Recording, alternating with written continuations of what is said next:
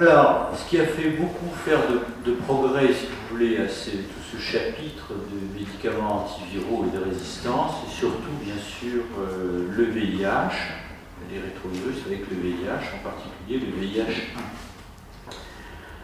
Alors, je vous rappelle le cycle de multiplication.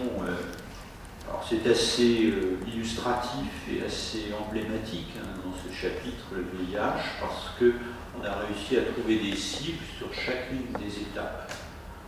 Ça, c'est quand même très très important. Donc, au départ, c'est ce qu'on appelle l'attachement. Ensuite, vous avez une pénétration. Et ensuite, une décapsulation à l'intérieur, mécanisme de réplication, maturation, traduction, assemblage et ressortie du virus. Et là, à chaque fois, on va avoir des cibles qui vont permettre de bloquer, si vous voulez, d'avoir un effet antiviral sur chacune de ces étapes. Alors voilà les différentes familles que l'on a à notre disposition. Et maintenant, on a une cinquantaine de molécules qui sont utilisables dans la thérapeutique antirétrovirale, donc essentiellement contre le VIH. Vous savez qu'il existe deux sérotypes, le 1 et le 2. Le 1, c'est celui qui est ubiquitaire, pandémique, et le 2 que l'on trouve essentiellement en Afrique de l'Ouest, c'est-à-dire Sénégal, Côte d'Ivoire, etc. Alors on a commencé par les inhibiteurs d'entrée. Là, on a deux sous-familles, si vous voulez, les antagonistes du CCR5, les inhibiteurs de fusion. Les inhibiteurs de la réplication virale, c'est classique. C'est des inhibiteurs nucléosidiques, de la transcriptase inverse, qui, vous savez, est l'enzyme clé de cette famille virale. Les inhibiteurs non nucléosidiques, donc là, on a un mécanisme non compétitif, alors que dans ce cas-là, c'est compétitif, c'est ce que je vous disais au début. Des inhibiteurs de l'intégration, vous savez que tous les rétrovirus, dans leur cycle viral, ont un passage obligé, c'est celui de l'intégration. Et donc, ça va entraîner forcément une latence. C'est-à-dire, une fois qu'on a été infecté, on garde le virus toute sa vie. Un peu comme l'herpès simplex, sauf que là, il s'intègre en plus. Inhibiteur de la maturation, c'est la fin, si vous voulez, du cycle viral. Maturation avant que le virus sorte. Donc, on va essayer de bloquer, effectivement, également cette maturation. Alors, on va prendre simplement, très simplement, chacune de ces familles. On va commencer par les inhibiteurs d'entrée, c'est-à-dire le tout début. Attachement, pénétration, décapsulation, c'est les étapes précoces de la multiplication virale. Alors, je ne sais pas si vous le savez, j'ai mis cette diapo, mais vous savez comment le virus entre le VIH dans la cellule quand on est infecté. La cellule cible, vous savez, c'est essentiellement les cellules qui portent la molécule CD4. Les cellules qui portent la molécule CD4, et c'est pas bien pour nous, c'est malheureusement les cellules de l'immunité, c'est les lymphocytes T. Mais quand vous avez uniquement la molécule CD4, le virus ne peut pas rentrer. Il a besoin d'une autre molécule adjointe qui est un corécepteur. Donc le récepteur, c'est la molécule CD4, récepteur majeur, si vous voulez, et vous avez un corécepteur qui est à côté. Il faut les deux pour que le virus s'attache et ensuite pénètre et se décapsule. Ok ? Ce corécepteur, il y en a plusieurs. Ces corécepteurs, ils appartiennent à des familles moléculaires qu'on appelle les récepteurs des chimiokines. Les chimiokines, je ne sais pas si vous savez ce que c'est, je passe donc. Ces récepteurs de chimiokines vont permettre, avec la molécule CD4, l'attachement du virus et sa pénétration. Et vous avez deux corécepteurs qui sont essentiels, c'est la molécule CXCR4 et la molécule CCR5. Il se trouve que vous avez des souches qui peuvent rentrer dans la cellule uniquement que quand il y a le CXCR4, d'autres uniquement quand il y a le CCR5, et d'autres qui sont duales, c'est-à-dire quand il y a les deux, ils peuvent choisir et les pénétrer.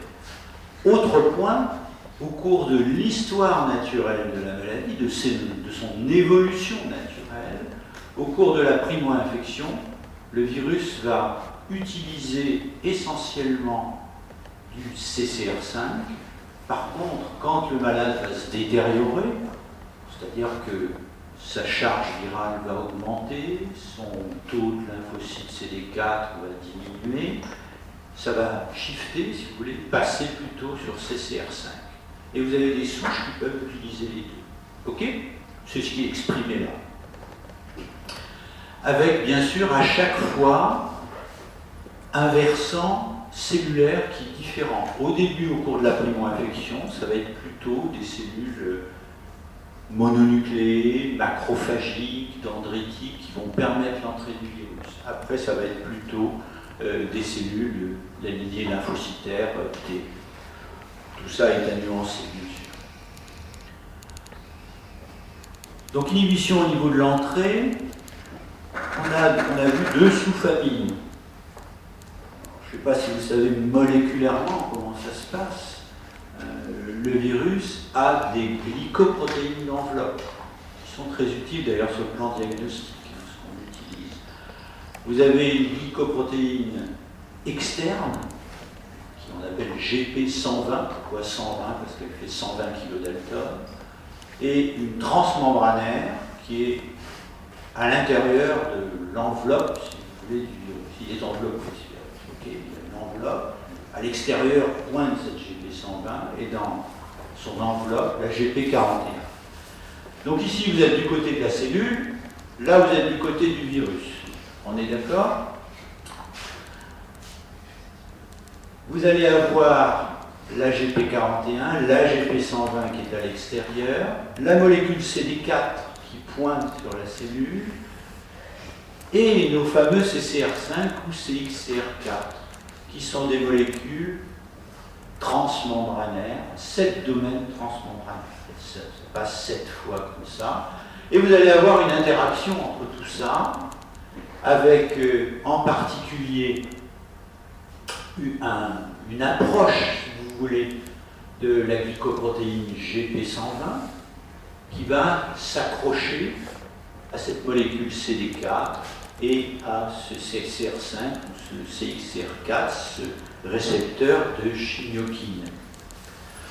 Avec une zone très particulière qu'on appelle la boucle V3. En biologie, en virologie fondamentale, on a cartographié toute cette GP120, on sait qu'il y a différents domaines.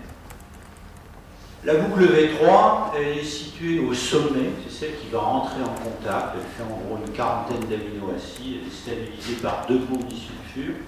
Elle va aller titiller, si vous voulez, ce CR5 et cette molécule CD4, et là vous allez avoir des changements conformationnels, et le virus va s'attacher, pénétrer par un mécanisme dit de fusion, c'est-à-dire une fusion avec son enveloppe et la membrane de la cellule. Ce qui ne pose pas trop de problème, puisque vous savez que les enveloppes virales sont issues de la cellule infectée au départ. Ça, c'est ce qui se passe à l'état, j'allais dire, physiologique. Là, vous avez un autre mécanisme, si on continue après l'attachement, vous allez avoir la GP41. Alors, c'est celle qui est transmembranaire, c'est celle qui est au niveau de l'enveloppe virale, qui va s'approcher à son tour. La GP120 s'écarte, la GP41 s'approche, et vous allez avoir une fusion qui va s'opérer et permettre l'attachement du virus. Ça, c'est normal, si vous voulez. On rajoute les médicaments. Les médicaments, des antagonistes du CCR5. On s'est dit, ben tiens, on va empêcher ce récepteur de chimiokine d'intervenir en interaction avec cette GP120 pour empêcher effectivement le virus de s'attacher. Là, c'est ce qui est symbolisé ici avec ces petites boules blanches, là, si vous voulez, qui sont allumées. Et vous voyez ici, avec le CCR5 qui va s'accrocher au niveau du domaine, des 7 domaines transmembranaires et modifier ce CCR5 et l'empêcher, si vous voulez, d'interagir avec la GP100.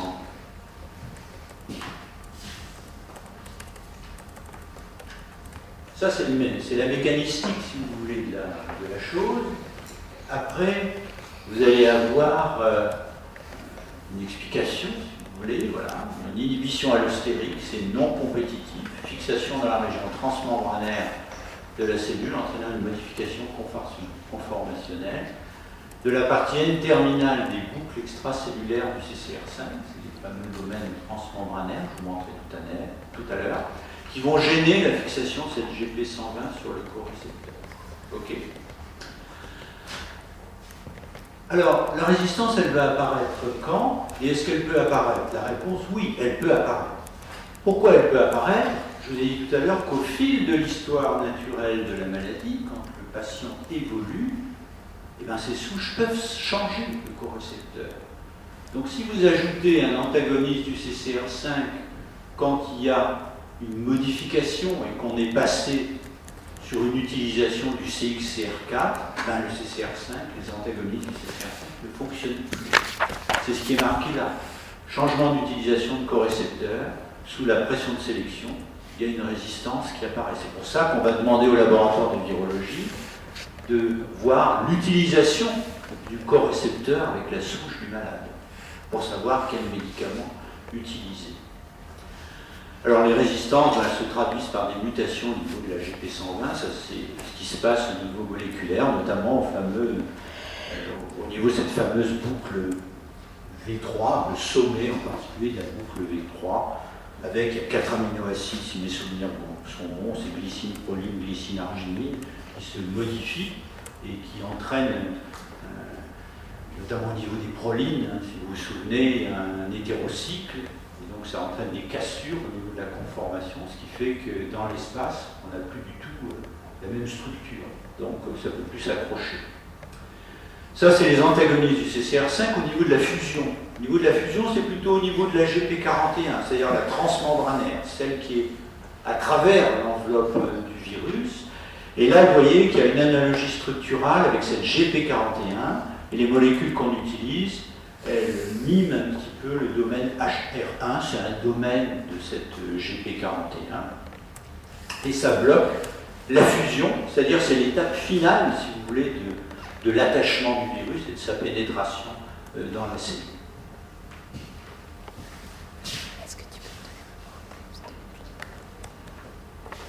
C'est clair ça? Oui, c'est bon, ça va.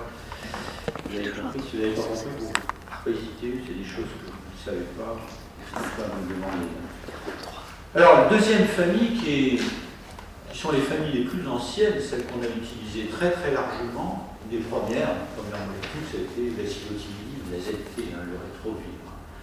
Et là, vous avez les inhibiteurs nucléosidiques ou nucléotidiques. Alors, nucléotidique, ça veut dire quoi? Ça veut dire que vous avez un médicament qui est déjà phosphorylé. La première phosphorylation est faite. Okay. Donc, on a des inhibiteurs nucléosidiques et nucléotidiques de la transcriptase inverse. Ben voilà la deuxième cible. On parlait des polymérases virales pour la famille des herpès viridés. Eh bien, vous avez pour le VIH la transcriptase inverse. Et là, vous avez un mécanisme d'inhibition compétitive classique avec le composé normal d'une enzyme de réplication qui est la transcriptase inverse. Donc, ça va empêcher l'incorporation, tout simplement, d'une nucléoside naturelle dans l'ADN viral. Puisque vous savez que ces virus passent d'une matrice ARN vers une matrice ADN et que l'ADN est ensuite intégré. OK. Les molécules utilisées, bon, on va retrouver ce qu'on a vu pour la famille des herpès, c'est des nucléosides modifiés, ça ressemble, mais c'est pas tout à fait pareil. Et là, par contre, on retrouve la phosphorylation successive, et souvent avec un effet terminateur de chaîne, c'est-à-dire ça bloque l'élongation. Ça, c'est la mécanistique, si vous voulez. Alors, voilà la transcriptase inverse. Bon, elle a été symbolisée sous forme de la paume d'une main, si vous voulez. Vous avez de l'ARN qui arrive et de l'ADN qui sort. Alors, cette enzyme est assez compliquée. J'ai passé pas mal de temps à étudier ça à l'Institut Pasteur. On travaillait là-dessus. Alors, c'est assez intéressant. C'est de la biologie moléculaire très, très, très fine. Et vous voyez qu'il y a en même temps une activité RNase H, c'est-à-dire H pour hybride. D'ailleurs, cette enzyme va en même temps détruire la matrice qui lui a donné naissance. C'est-à-dire, on détruit l'ARN pour fabriquer de l'ADN en même temps. Elle est multifonctionnelle. Si vous voulez. On va voir comment ça fonctionne après au niveau des résistances. On va envisager tout de suite aussi les inhibiteurs non nucléosidiques. Je vous parlerai après des résistances pour ces deux sous-groupes, inhibiteurs nucléosidiques, la transcriptase inverse, et non nucléosidiques. Alors, non nucléosidique, là, bien sûr, c'est pas compétitif. C'est une inhibition non compétitive d'une enzyme de réplication virale. C'est toujours la transcriptase inverse qu'on va cibler dans ce cas-là également. Alors, ça se passe comment? C'est simple, c'est des molécules qui vont se lier à des résidus hydrophobes d'acides aminés qui sont situés près du site actif de la transcriptase inverse. C'est-à-dire ça va la gêner, ça va gêner le site actif qui ne pourra pas fabriquer, si vous voulez, de l'ADN proviral. Et ça bloque donc cette rétrotranscription, ce mécanisme de rétrotranscription. Donc là, on n'a pas des molécules qui vont ressembler, c'est pas la théorie du leurre, comme dans l'inhibition compétitive. Elles vont avoir une tête très différente. Ça ne ressemble pas forcément à un nucléoside, même pas du tout. C'est une molécule assez complexe sur le plan de biochimie. Et bien sûr, vous n'avez pas de phosphorylation dans ce cas-là. Donc inhibiteur nucléosidique, inhibiteur non nucléosidique. On va voir après tous les problèmes, si vous voulez, de résistance qu'on peut avoir avec toutes ces molécules. On s'est attaché, on a pénétré, on s'est décapsidé, on se réplique avec ces deux sous-familles, nucléosidiques, non nucléosidiques, et ensuite, cet ADN proviral va s'intégrer, essayer de s'intégrer dans l'ADN de la cellule infectée. Et là, on a mis au point des inhibiteurs, si vous voulez, de l'intégration.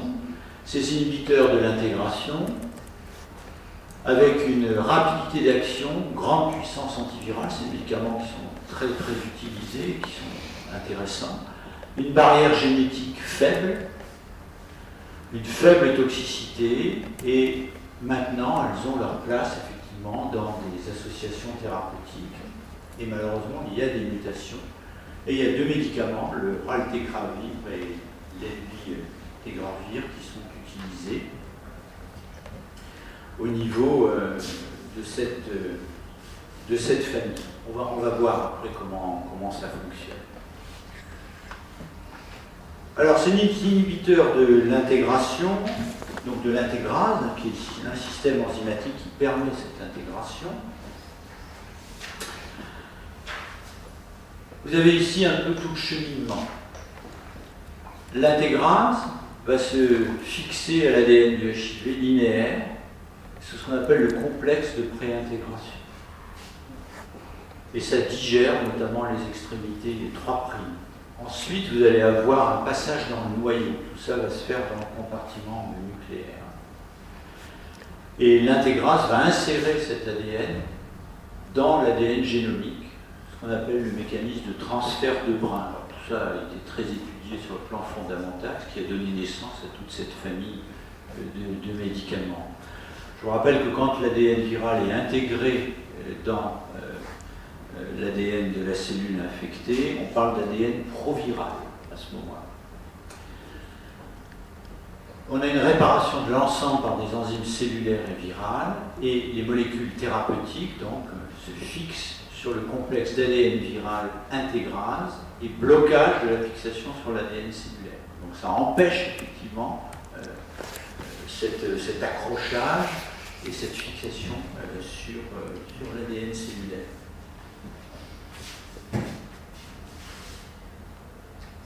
Voilà ce petit schéma qui vous fait comprendre un petit peu comment ça fonctionne. Donc vous avez au début l'intégrase virale, donc assemblage du complexe de préintégration. Donc là, on est, si vous voulez, dans le compartiment cytoplasmique. Ensuite, il y a une transformation, une réparation des extrémités. Ça passe dans le noyau, puisqu'il faut que ça soit intégré dans l'ADN de la cellule. Donc liaison ADN viral ADN de la cellule hôte avec le mécanisme de transfert de brins, c'est-à-dire qu'on va ouvrir l'ADN de la cellule hôte, coller les brins de l'ADN viral dans la cellule hôte, c'est ce qui est ici, ce qu'on appelle le phénomène d'intégration, et réparation des extrémités pour que ça soit compatible entre les deux. Donc voilà comment ça fonctionne, ça c'est le mécanisme d'action.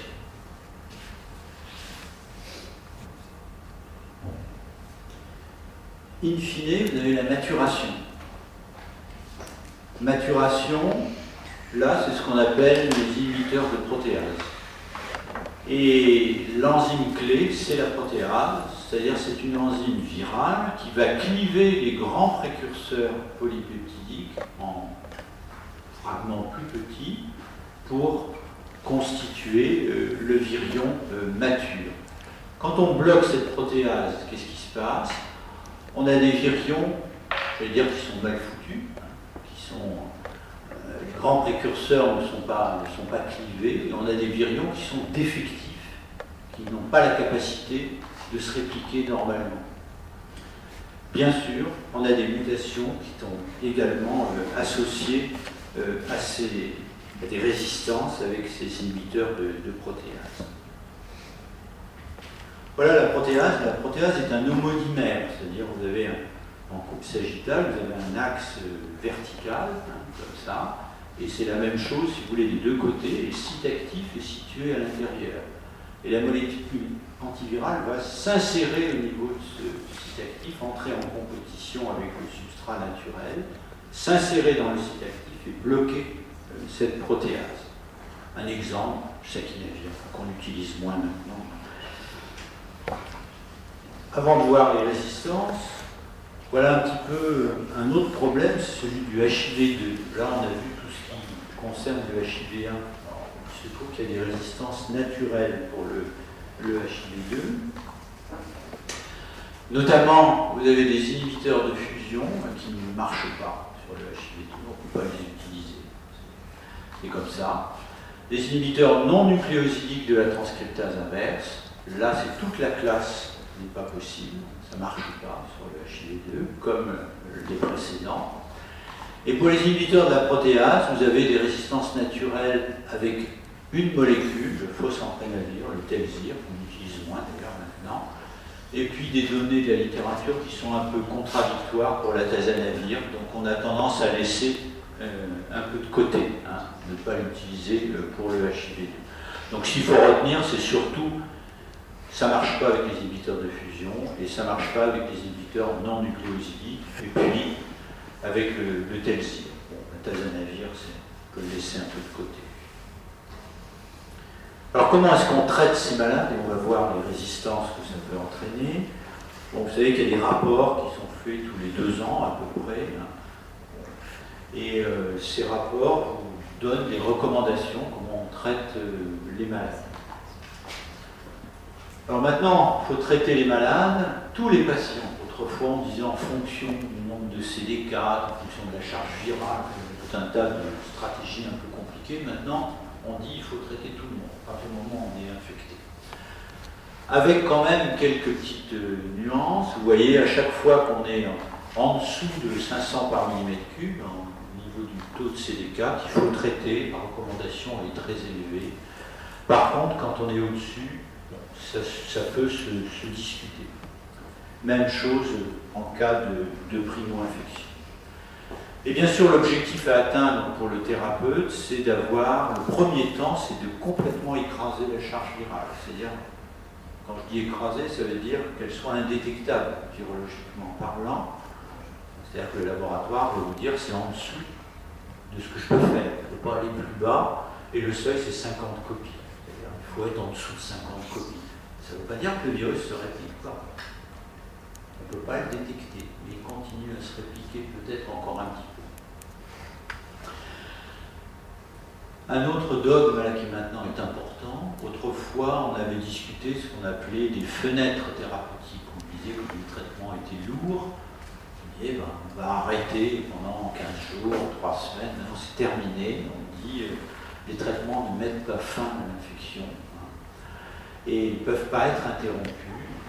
pour éviter justement l'apparition de résistance. C'est comme pour la tuberculose, on associe plusieurs molécules. Alors ces résistances, j'aime bien ce petit schéma qui était dans un ouvrage là parce qu'il explique bien les choses sur les trois grandes catégories de médicaments qu'on utilise. Les autres que je vous ai mentionnées, elles sont importantes aussi, mais c'est plutôt ce qu'on appelle des thérapeutiques de sauvetage. C'est-à-dire malheureusement quand on arrive au bout de toute thérapeutique, on va utiliser des inhibiteurs de fusion par exemple. Mais les trois les plus utilisés, c'est ceux-là. C'est les inhibiteurs non nucléosidiques, les nucléosidiques et les inhibiteurs de protéase. Alors, le texte qui est dessous explique bien les choses. Chaque petite marche d'escalier, qui est symbolisée ici, correspond à la survenue d'une mutation.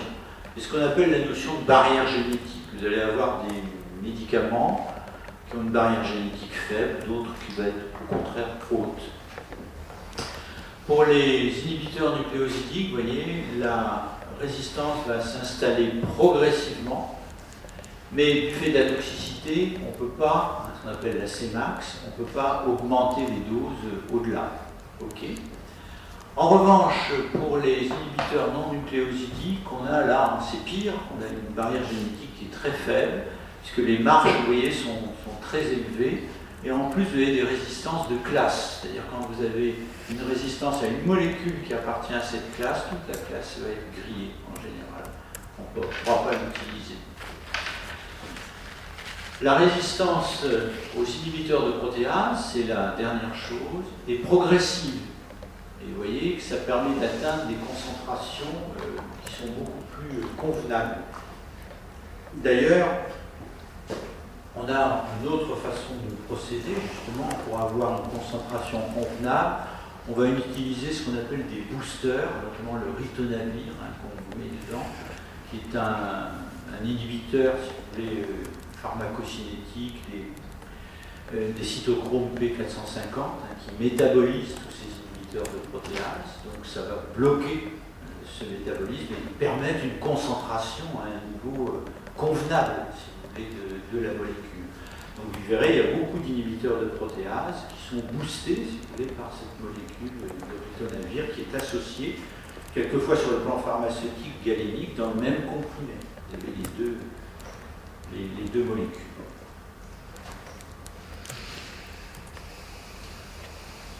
Alors le problème, pour le HIV, il est assez compliqué, parce que vous avez tout ça qui entre en ligne de compte. Malheureusement, c'est toujours à l'ordre du jour, ça n'a pas bougé. Vous avez des souches mutées, je reprends ce que je vous disais tout à l'heure, c'est le traitement. Au départ, vous avez des quasi-espèces avec quelques sous-populations qui sont mutées, résistantes, qui sont préexistantes et qui peuvent être transmises, bien sûr, d'un individu à l'autre, par exemple au cours d'un rapport sexuel. Vous avez la concentration suboptimale du médicament. Quand vous ne tapez pas assez fort, et pas convenablement, alors ça peut être dû à une mauvaise observance du malade, c'est-à-dire qu'il ne prend pas ses comprimés convenablement. On peut le comprendre aussi, parce que c'est pas facile à prendre, il y a beaucoup d'effets secondaires, c'est assez contraignant au niveau de la vie sociale d'un individu. On peut avoir une mauvaise absorption également, et on peut avoir des interactions avec d'autres médicaments, si le patient est diabétique, ou je ne sais quoi d'autre, ça peut jouer également. Et puis vous avez le volet virologique, vous avez des souches un peu particulières, avec des phénotypes syncytialisants, donc qui sont un peu plus violentes au niveau de la réponse immunitaire. Tout ça, ça génère quoi? Une réplication qui va se mettre à augmenter. Et vous voyez que la résistance et la diminution de sensibilité aux antiviraux va entraîner également cette persistance de la réplication virale. Alors il ne faut pas oublier que ça se multiplie, ça se réplique en permanence, avec des chiffres qui sont assez impressionnants, que j'ai indiqués là, puisque par jour, vous voyez, vous avez si vous ne traitez pas, vous ne faites rien, vous avez 10 milliards de virions qui sont fabriqués tous les jours, chez un même individu, avec une demi-vie plasmatique de 6 heures. Donc vous voyez, avec des erreurs de la transcriptase inverse, je vous disais tout à l'heure, c'est une polymérase virale. À chaque fois, vous avez des nouveaux virus qui apparaissent avec des erreurs. Donc il faut bien adapter le traitement pour essayer de limiter tout ça. Donc un renouvellement qui est énorme, inhibition qui va être partielle de la réplication, et une pression de sélection parfois insuffisante, hein, trop forte plutôt, pardon, qui va générer des résistances. Et pas de système de réparation des erreurs. Ça, on l'a vu tout à l'heure. Alors, les mutations sur cette transcriptase inverse, elles sont de différents types. Soit elles peuvent être muettes. Alors, je vous rappelle peut-être votre génétique, vous avez oublié. Vous savez qu'il y a des triplés, des codons. Et un triplé, ça va donner un aminoacide, etc. Et vous savez que le code génétique est, je ne sais plus comment ça s'appelle en français, c'est Wobble en anglais, mais il est dégénéré, si vous voulez. C'est-à-dire que la troisième lettre a moins d'importance que les deux premières. En d'autres termes, ça veut dire que la troisième lettre, elle peut prendre n'importe quelle lettre, ça fera le même aminoacide. Donc là, ça ne bouge pas, on s'en fout à la limite de ça. Ça donne des mutations muettes ou neutres, comme vous voulez. Il y en a d'autres qui sont létales pour le virus. C'est-à-dire si ça joue sur sa transcriptase inverse, il ne peut plus se répliquer. Létale, délétère, c'est la même chose. Et puis vous avez celle qui nous intéresse en thérapeutique, c'est celle qui entraîne des résistances, c'est-à-dire une diminution de sensibilité des virus aux antirétroviraux.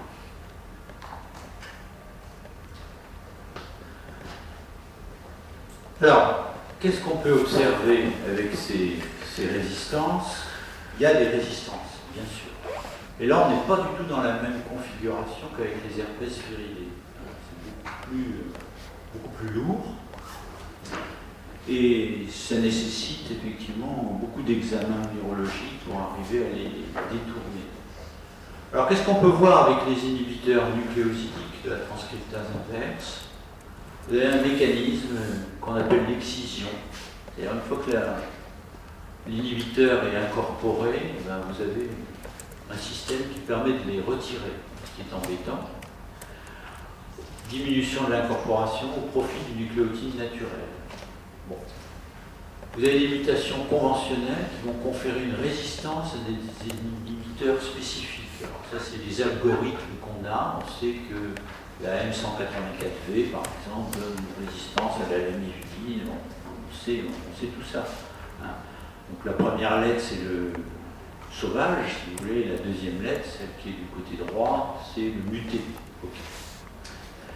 Vous avez des mutations de résistance croisées. Donc ça va entraîner une résistance, une multirésistance. Alors il y en a qui sont très connus. Il y a la Q151N, par exemple, qui entraîne une résistance à l'ensemble. Vous avez les non-nucléosidiques, après les inhibiteurs non-nucléosidiques. Là, on a vu le mécanisme au niveau de la poche hydrophobe, ça s'accroche. Et là, on a vu qu'il y a une barrière génétique qui est très faible. Il suffit d'une mutation avec une résistance de haut niveau. Et puis ça entraîne, ça va griller toute la classe. C'est-à-dire qu'on ne peut plus utiliser ces médicaments. Des médicaments comme les favirenz, par exemple, le Sussiva, ça peut entraîner des résistances aux autres médicaments de la classe. Donc, soit 2 ou 3 médicaments. Donc ça, c'est pour les inhibiteurs nucléosidiques et non nucléosidiques. Pour les inhibiteurs de la protéase, on distingue 2 types de mutations, donc ça n'a pas changé. C'est les primaires et les secondaires. Donc c'est les primaires qui en général nous intéressent plus. Celles qui sont majeures, elles sont situées dans le site actif de la protéase et elles vont entraîner une résistance totale. Alors, quelquefois, il y a des résistances croisées entre plusieurs molécules. Donc, on a des algorithmes, il suffit de regarder comment ça fonctionne. Il y a des logiciels aussi qui nous permettent de traiter ces choses-là. Donc, vous voyez, quand il y a une mutation majeure, en général, ça grille la molécule et on ne peut plus l'utiliser. Alors, par contre, vous avez des mutations secondaires. Donc, elles ne sont pas dans le site actif de la protéase. Et elles, en général, elles vont accompagner les mutations majeures, mais ne déterminent pas elles seules une notion de résistance. Donc ça, c'est important. Alors ça peut contribuer quelquefois, quand on a beaucoup, à une résistance. Donc, voilà, en gros, ce que je voulais vous dire là-dessus. Je crois que le suivant, je peux le sauter, parce que oui. Oui, ça c'est le polymorphisme, vous pouvez le lire. C'est des mutations qui sont présentes avant tout traitement, qu'on appelle le polymorphisme génétique d'une souche virale. Et vous voyez, là, il n'y a pas d'incidence sur la réponse à la thérapie. Bon, on pourrait lire ça, c'est moins important que ce que je vous ai dit précédemment. Alors ça vient un peu plus par contre. Tout l'accès classique qu'on a à toutes ces souches, ces génotypes, ces charges virales, c'est dans le sang périphérique, parce que c'est facile. Mais on ne sait pas ce qui se passe toujours au niveau des compartiments profonds. Des fois, on a des atteintes neuroméningées. Qu'est-ce qui se passe au niveau du LCR? Qu'est-ce qui se passe dans les sécrétions génitales? Et qu'est-ce qui se passe au niveau ganglionnaire? Ça, c'est pas toujours évident, si vous voulez, à savoir. Alors, on sait qu'il y a une émergence de résistance dans le LCR, indépendamment de l'efficacité plasmatique. C'est-à-dire que ça peut marcher dans le sang périphérique. Tiens, il n'y a pas de problème, mais en fait, au niveau du LCR, c'est pas la même chose. On a une quasi-espèce différente qui circule au niveau du LCR. Dans le système génital, c'est la même chose, et même chose au niveau ganglionnaire, le traitement à partir du système lymphoïde. Ça aussi, c'est une donnée qui est classique. Bon, simplement pour vous mettre un petit peu l'accent là-dessus, vous ayez ça en mémoire. Vous avez des questions sur ce... Non, c'est bon? Vous avez bien pigé ça? Avec les différentes familles. Alors, un virus de la grippe, maintenant, les orthomyxoviridés, donc là, ça a beaucoup bougé aussi ces dernières années. Alors, on a des notions sur, en particulier, une famille qui est importante, c'est les inhibiteurs de la neuraminidase.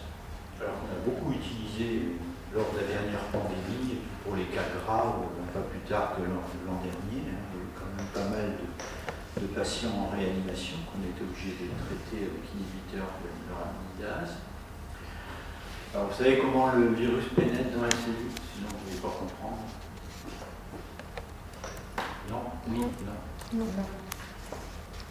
Non. Vous dites? Non. Vous, non? Non plus? C'est un virus enveloppé, comme les rétrovirus. Et il a hérissé à sa surface un certain nombre de projections qui sont des glycoprotéines d'enveloppe, le GP. Tout à l'heure, pour le VIH, c'est la même chose. Et il y en a deux en particulier qui sont, je ne sais même pas qu'il y en a deux, il y en a deux, l'hémagglutinine et la neuraminidase. Quand à la télé, ils vous disent c'est H5N1 ou H1N1, c'est ça que ça veut dire. C'est H pour l'hémagglutinine et N pour le neuraminidase. Ces deux glycoprotéines ont deux fonctions différentes, qui sont capitales pour la vie du virus. L'hémagglutinine, le H, c'est ce qui permet au virus de s'accrocher à la cellule et de pénétrer, etc. Donc la séquence que je vous décrivais tout à l'heure. La neuraminidase, c'est un système enzymatique qui permet au virus de cliver la liaison entre la cellule et le virus via l'hémagglutinine. C'est une paire de cycles qui coupe, qui permet au virus de se détacher de la cellule pour aller infecter une autre cellule. D'accord? Donc on s'est dit, ben voilà une belle cible. On va taper sur cette neuraminidase, d'où une classe de médicaments, les inhibiteurs de la neuraminidase. Le virus, vous le savez, pénètre par voie respiratoire, par voie aérienne, et il va cibler les cellules de l'épithélium respiratoire supérieur. Et il va s'accrocher à des résidus d'acide sialique, qui sont des molécules complexes qu'on a au niveau des cellules respiratoires ciliées. L'hémagglutinine va intervenir,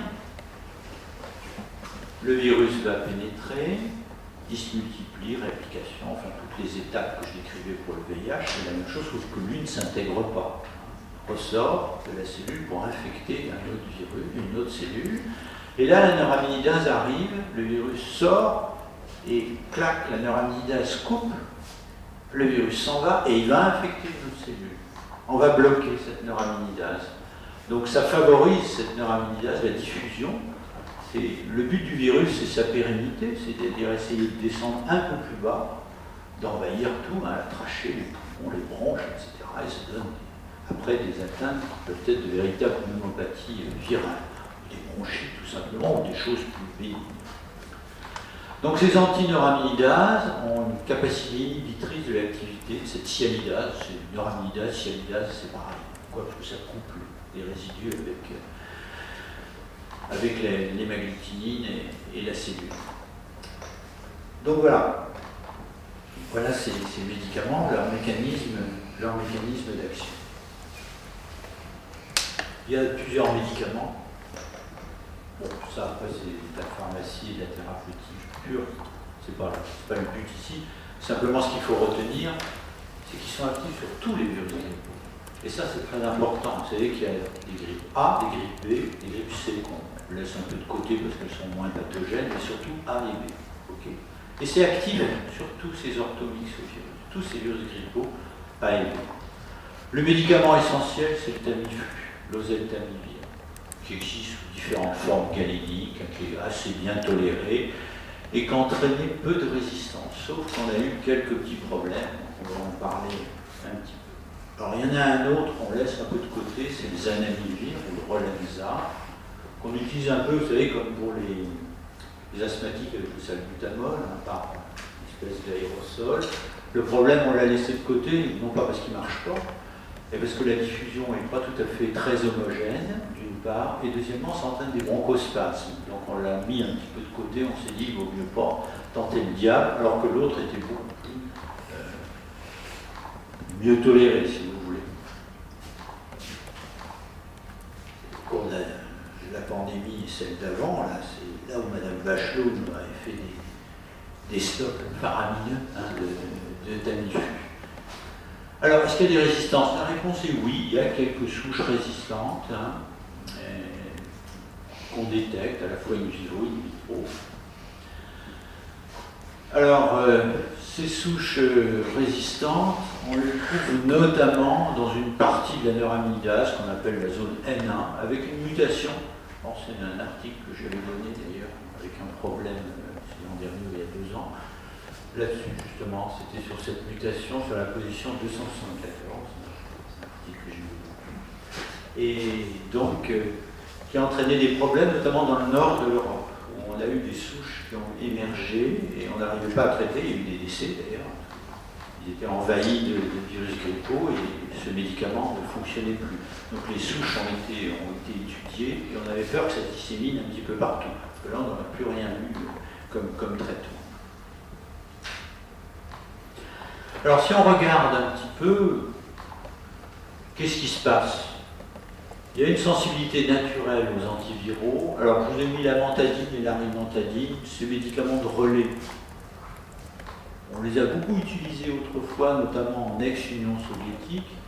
Alors l'inconvénient, c'est que c'était des médicaments qui étaient actifs, qui sont actifs uniquement contre les grippes de type A, mais pas contre le B. Alors je vous rappelle que le Tamiflu, c'est aussi bien le A que le B, ça marche pour toutes les grippes. Et par ailleurs, vous savez que la mantadine, c'est une découverte fortuite, que c'est un médicament anti-parkinsonien au départ. Et on s'est aperçu que les gens qui étaient parkinsoniens ne faisaient jamais de grippe quand ils étaient traités par la mantadine. Alors le problème, c'est qu'il est toxique, ce produit, qui entraîne des résistances très très rapidement. Donc c'est pour ça que j'en ai pas parlé là. Alors il y a des mutations. Alors sur l'H3N2, il y a des résistances naturelles. Sur le H1N1, c'est sensible. Et puis vous voyez que c'est résistant pour toutes les autres souches qu'on connaît qui circulent chez l'homme actuellement. Alors par contre, pour les inhibiteurs de la neuramidase, vous voyez que H3N2, l'épidémie saisonnière de l'année précédente, la saison précédente, ça a été de l'H3N2, qui a essentiellement circulé avec du H1N1 aussi.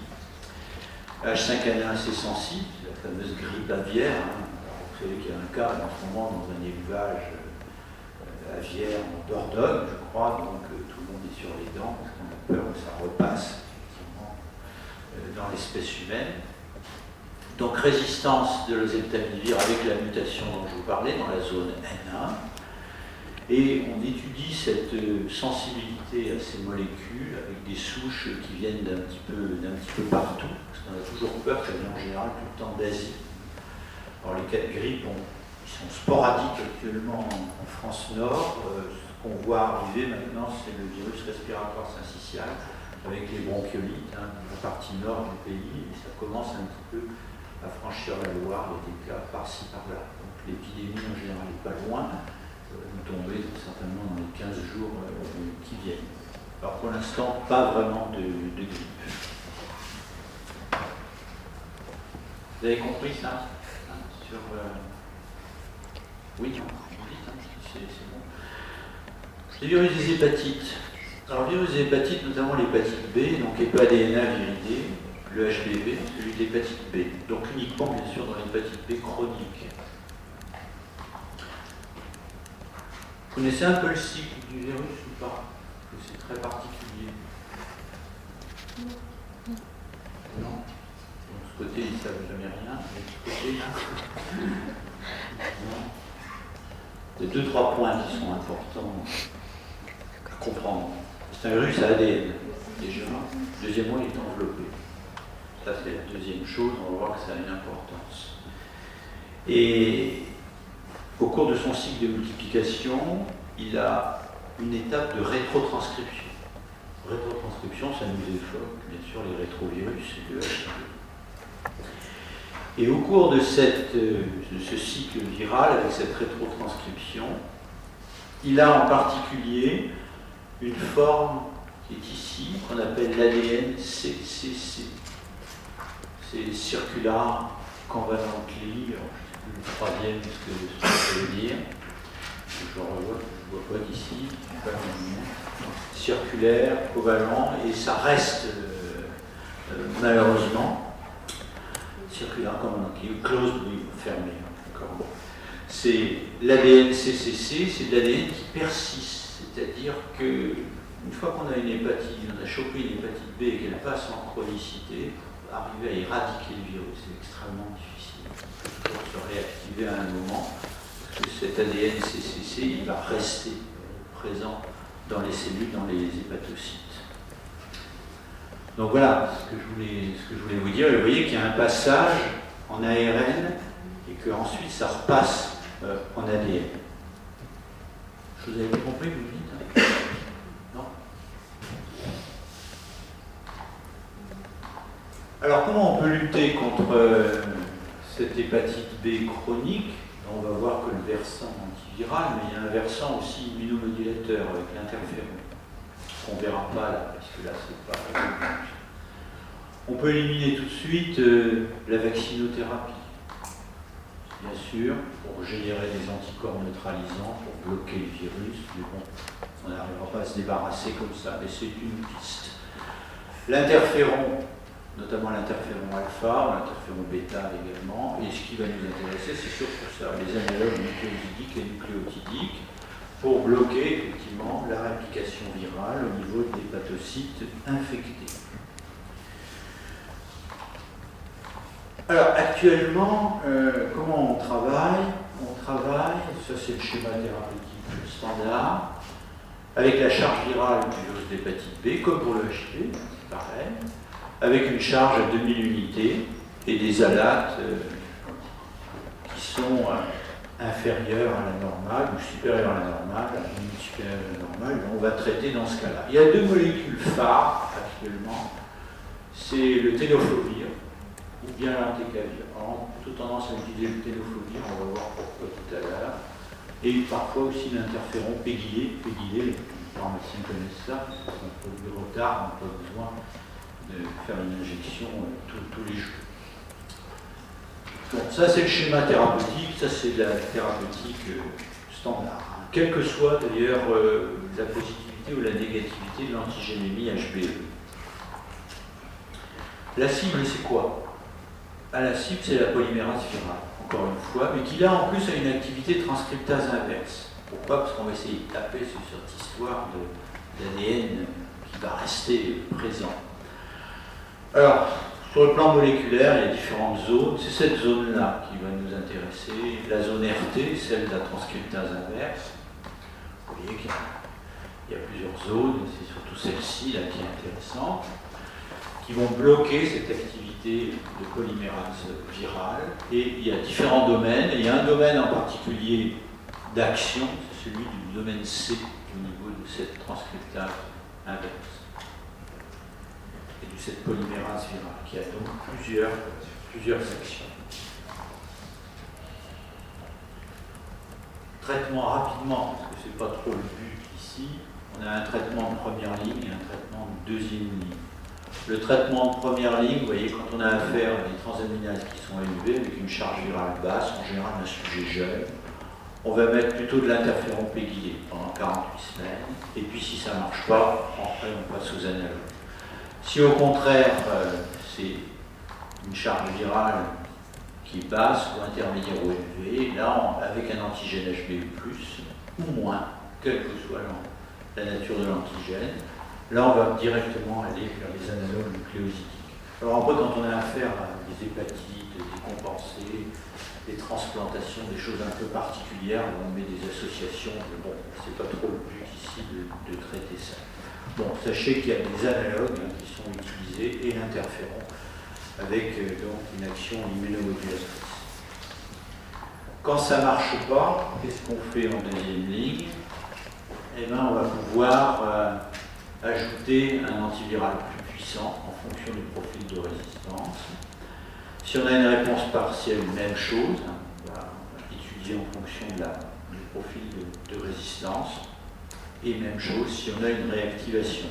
Alors, parce que des fois on n'a plus de charge virale, elle est écrasée, c'est indétectable, tout est entré dans l'ordre, mais on n'a pas de séroconversion sur l'antigène HBS. C'est-à-dire que l'antigène HBS est toujours présent, mais on n'a pas des anticorps anti-HBS qui apparaissent.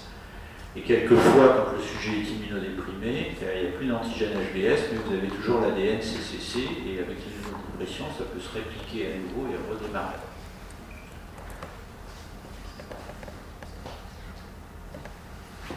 Alors ça donne quoi? Vous voyez un petit peu ce que ça peut donner. Ça, c'est le devenir, si vous voulez. Ce qu'on arrive à faire dans l'hépatite chronique B d'emblée, c'est de rendre la charge virale indétectable. Ça, on peut y arriver à peu près pour tous les patients assez vite.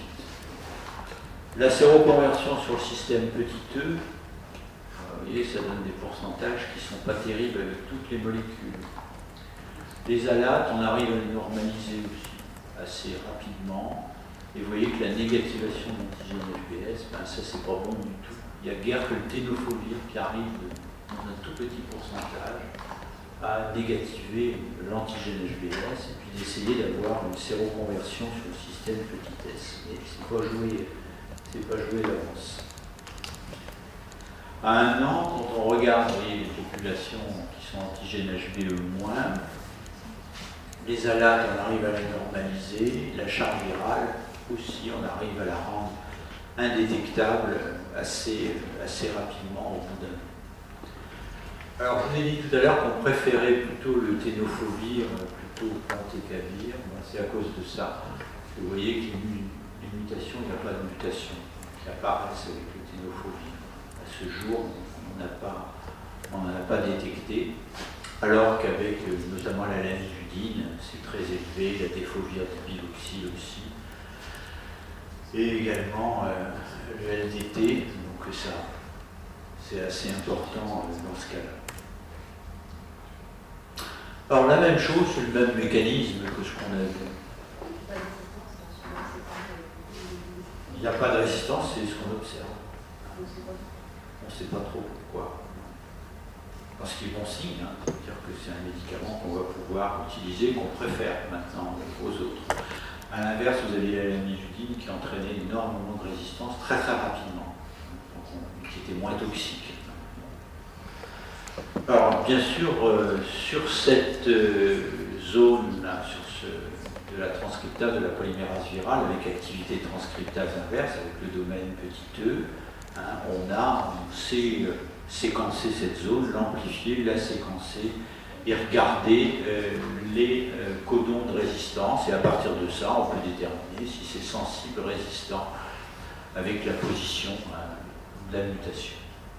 Bon, là c'est un peu la même chose que pour le VIH. c'est les recommandations pour changer de traitement en fonction de la réussite. Ça, c'est plus de la thérapeutique appliquée. Vous avez compris là aussi? Alors, l'hépatite C. L'hépatite C, c'est un flavivirus, c'est flaviviridé, c'est un virus ARN, là aussi, un virus qui est là aussi enveloppé. Et on a une explosion actuellement qui est assez fantastique dans l'hépatite C chronique. Il y a 3 étapes dans le traitement des hépatites C chroniques. Vous les connaissez un petit peu? La première étape, c'était quoi, la première étape? Il y en a qui sont en 4e année, là? Non? Qu'est-ce qu'on donnait pour une hépatite C chronique? Qu'est-ce que les médecins prescrivaient? Ce qu'on appelle la bithérapie. On mettait de la ribavirin plus de l'interféron. Ok? Ça, c'était la première étape. Après, on a eu une deuxième étape avec des antiprotéasiques, mais on les a abandonnés depuis, c'était le télaprévir et le boceprevir, parce que c'est des médicaments qui avaient des effets secondaires redoutables, notamment cutanéo-muqueux. Et la dernière étape qu'on est en train de vivre là, en ce moment, une véritable révolution, parce qu'on pense que c'est une maladie virale qu'on va réussir à éliminer. Et pourquoi on va réussir à l'éliminer? Parce qu'on a des antiviraux directs et qui ont une activité extraordinaire sur la réplication de ce virus, qui arrive là avec des taux d'éradication proches de 100% dans certains cas. Okay. Donc c'est une véritable révolution, qui est très très utile, parce que contrairement au virus de l'hépatite B, on a des thérapeutiques, mais vous savez que nous avons un vaccin. Donc on met l'accent sur la vaccinologie, c'est de vacciner le plus de gens, avec les difficultés qu'on connaît, mais qui ne sont pas médicales, qui sont plus d'informations et de messages passés auprès de la population. Pour l'hépatite C, on a des thérapeutiques très efficaces, mais par contre on n'a pas de vaccin. On est dans une image en miroir un petit peu, si vous voulez. Donc voilà les 3 étapes. Alors la ribavirine, toujours un petit peu utilisée dans certains cas. C'est un analogue nucléosidique, hein, bon, il n'y a rien de particulier. Alors c'est une molécule qu'on utilise, ça y va les portables là, mais des trucs vachement intéressants. Je ne sais pas pourquoi vous venez en même temps. Une connerie, ce téléphone, il faut laisser ça de côté un petit peu. Vous restez chez vous, ça ne vous intéresse pas. Vous serez mieux. Et bien cette ribavirine, on va l'utiliser quand? Souvent quand on a affaire à des maladies virales où on n'a pas de solution thérapeutique. On commence toujours par utiliser la ribavirine, et notamment sur des virus ARN, parce que ça marche en général pas trop mal. Le mécanisme d'action, on ne le connaît pas bien. Il y a 3 phosphorylations successives avec des enzymes cellulaires, et ça va inhiber l'ARN viral et également les ARN messagers. Alors le mécanisme, on ne connaît pas très bien, mais bon, vous avez probablement une action au niveau de la coiffe, au niveau des ARN messagers. Vous avez également une action sur les précurseurs des poules de nucléotides, avec la transformation en inosine phosphate, en bloquant une enzyme qui est une déshydrogénase qui permet de passer de l'inoxyde monophosphate en xanthine monophosphate. Donc ça diminue le pool de nucléotides, et donc le virus n'a plus de matériaux, si vous voulez, pour fabriquer l'élongation. En gros, ça revient à ça. En plus, c'est un virus ARN, vous vous souvenez, il y a effectivement des mutations et des erreurs qui surviennent. Action mutagène également dans le génome viral qui empêche cette réplication virale. Alors, il y a un inconvénient clinique qui est majeur, c'est que ça entraîne des anémies hémolytiques. Donc, il faut surveiller l'énumération, l'hémoglobine, etc. C'est un petit peu embêtant, c'est une action hémolytique qui est très forte. Donc mécanisme qui n'est pas qui n'est pas toujours bien connu, bien compris, bien qu'on ait fait quelques progrès. Bon, voilà ici le schéma, mais ça vous donne le mécanisme sur l'axanthine, l'inosine avec l'action bloquante au niveau de la déshydrogénase et diminuant le pool de ces nucléotides. Alors, la révolution, la voilà. Là, voilà la révolution, et bon, tout le monde est excité avec ça, parce qu'il y a plein de publications là-dessus, il y a tout un tas de patients qui guérissent, donc c'est très bon, et c'est très bien pour tout le monde. Et pour cela, avant, il faut peut-être, j'ai envie d'inverser, peut-être dans ce sens-là, il faut comprendre un petit peu le génome de ce virus de l'hépatite C. On va agir au niveau de la protéine, du gène NS3, donc des protéines NS3, qui sont des protéases, au niveau de NS4 et NS5A et NS5B. Donc ça, NS, ça veut dire non structural, c'est les protéines non structurales, donc c'est gènes qui codent pour des protéines non structurales. Alors ces antiviraux directs, on en a au niveau de NS3. Donc, le gène NS3, c'est ce qui code pour la protéase du virus. Donc on a des inhibiteurs de la protéase. On a des inhibiteurs du complexe de réplication sur NS5A et des inhibiteurs de la polymérase sur NS5B. Donc on a vraiment une palette maintenant de médicaments, et puis il en sort quasiment tous les 2 mois, on a une nouvelle molécule, des essais thérapeutiques. Encore avant de venir, je regardais un dernier congrès, là où justement il y a des données qui sont très très intéressantes. Les mécanismes d'action de ces molécules, inhibiteurs de la protéase, on retrouve un petit peu ce qu'on a vu pour les rétrovirus avec le HPV. CNS3, ces molécules de 2e génération, ceux de la première génération, c'était le télaprévir et le bocéprévir, ceux qui étaient très toxiques, on les a abandonnés, ceux-là on ne les utilise plus, on n'utilise que ceux de 2e génération, donc ils vont bloquer le site catalytique de la protéase. Donc là, vous avez le mécanisme, c'est toujours la même chose.